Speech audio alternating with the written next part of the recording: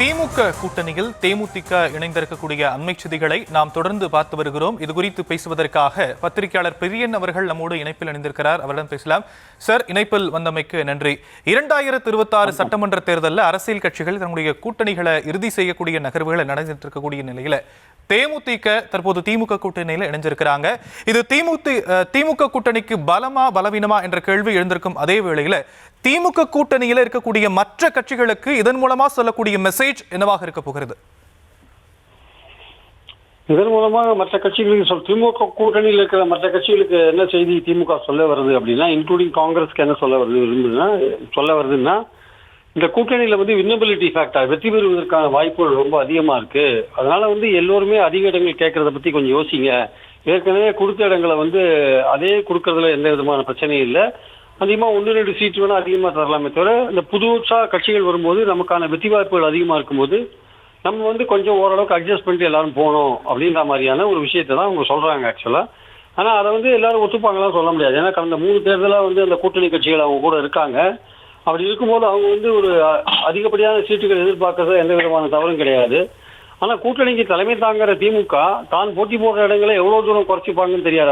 அவங்க நம்பர்ஸ் குறைய அவங்களுடைய மெஜாரிட்டி பெறுவதற்கான வாய்ப்புகள் குறையறதுக்கான வாய்ப்பு இருக்கு. அதனால கூட்டணி கட்சிகளுக்கு ஒரு இன்டைரக்டான ஒரு மெசேஜ் என்னன்னா, நம்ம கூட கட்சிகளை சேர்க்கறது மூலமாக நம்ம பலப்படைஞ்சிருக்கோம், நம்ம வெற்றி பெறுவதற்கான வாய்ப்பு அதிகமா இருக்கு. அதனால அதிகமான சீட் கேட்க வேண்டாம், இருக்கிற சீட்டு அல்லது 1-2 சீட் மேல கொடுக்கலாம், நீங்க எதிர்பார்க்கிற அளவுக்கு கிடைக்காது அப்படின்ற ஒரு விஷயம்.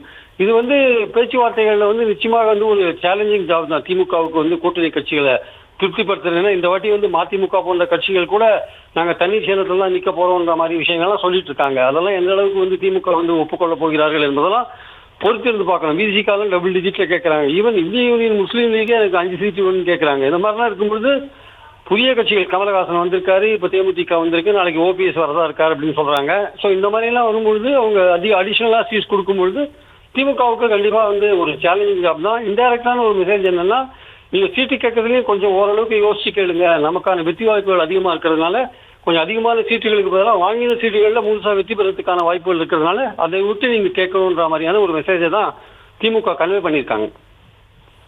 திமுக அது மாதிரியான ஒரு மெசேஜை கன்வே பண்ணியிருக்கிறாங்க அப்படிங்கிறது ஒரு பக்கம். அப்படின்னா தேமுதிகவோட தங்களுடைய கூட்டணியில கொண்டு வரணும் அப்படின்னு அதிமுகவும் சரி, என்டிஏ கூட்டணியில் இருக்கிற மற்ற கட்சிகளும் சரி ரொம்ப தீவிரமா இருந்தாங்க.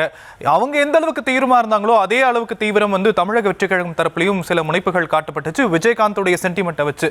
இப்போ இந்த 2 கட்சிகளுக்கும் இது ஒரு பிணைவாக பார்க்கக்கூடிய நிலையில அவங்களுடைய மாற்று ஏற்பாடுகள், மாற்று பிளான்ஸ் என்னவாக இருக்கும்? டிஃபென்சிவ் மோட் எடுக்கிறதான வாய்ப்பு அதிகமுங்க. ரொம்ப கஷ்டம் அவங்களுக்கு. என்ன 21 அதிமுக பாஜக கூட்டணி இருந்தது, அதுல பாமக இருந்தது, அது ஒன்றுபட்ட பாமக இருந்தது. இன்னைக்கு பிளவுபட்ட பாமக இருக்கு. இன்னைக்கு தினகரன் சேர்ந்திருக்காரு. தினகரன் எடப்பாடியை கடுமையா எதிர்த்து ஒரு ஓட் பேங்க் வளர்த்து வச்சிருந்தார். இன்னைக்கு தினகரன் போனதுனால பின்னாடி அந்த ஓட் பேங்க் போகுமா போகாதா தெரியாது. சசிகலாவும் ஓபிஎஸ் வெளில இருக்கும்போது அந்த ஓட் பேங்க் பாஜக கூட்டணிக்கு தினகரனோட போகுமான்றது டவுட்டா இருக்கு. அதனால அந்த கூட்டணி இன்னும் பலவீனமா தான் இருக்கு. இந்த தேமுதிக சேர்க்கறதுக்கு பாஜக அதிமுக தொடர்ந்து வற்புறுத்திருந்தாங்க.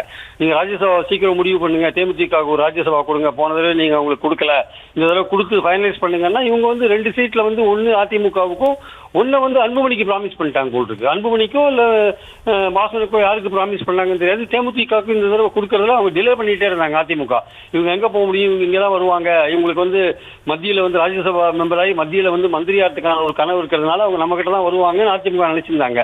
ஆனா அதிமுக அப்படி டிலே பண்றதை பார்த்த உடனே பிரேமலதா என்ன முடிவு பண்ணிட்டாங்கன்னா, சரி இதுக்கு திமுக ரெடியா வச்சுட்டு காத்துட்டு இருக்காங்க ராஜ்யசபா சீட்டை.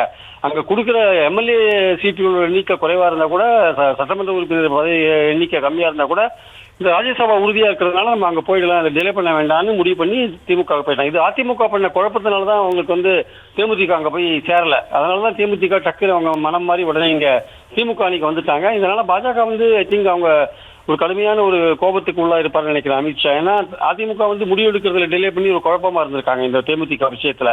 இன்னொன்னு தேமுதிகவை பொறுத்த மட்டும் அந்த மாவட்ட செயலாளர்கள் பெரும்பாலுமே திமுகவோட தான் போகணும்னு அவங்க சீட்டெல்லாம் எழுதி போட்டாங்க, போட்டியில போட்டாங்க. அதுவும் பிரேமலதா மனசுக்குள்ள இருந்திருக்கு. சரி நம்ம இந்த ராஜ்யசபா வாங்கி அப்புறம் அங்க அமைச்சரவை வாங்குறதுன்ற ஒரு பக்கம் இருந்தா கூட கட்சி தொண்டர்கள் அல்லது மாவட்ட செயலாளர்கள் விருப்பம் திமுகவோட போறதா இருக்கிறதுனால அதுக்கு மாறுபட்டு எந்த முடிவு எடுக்க வேண்டாம்னு நினைச்சு அவங்க திமுக அணியை முடிவு செஞ்சுட்டான்னு நினைக்கிறேன். இது திமுகவுக்கு ஒரு கூடுதல் பலமாக அமைந்திருக்கு. தொடர்ந்து தேர்தல் நோக்கி போகும்போது திமுக பல்வேறு விதமான நடவடிக்கைகள் எடுத்து ஓட்டு வங்கியை பலப்படுத்தி கொண்டே போவதை நம்ம பார்க்கிறோம்.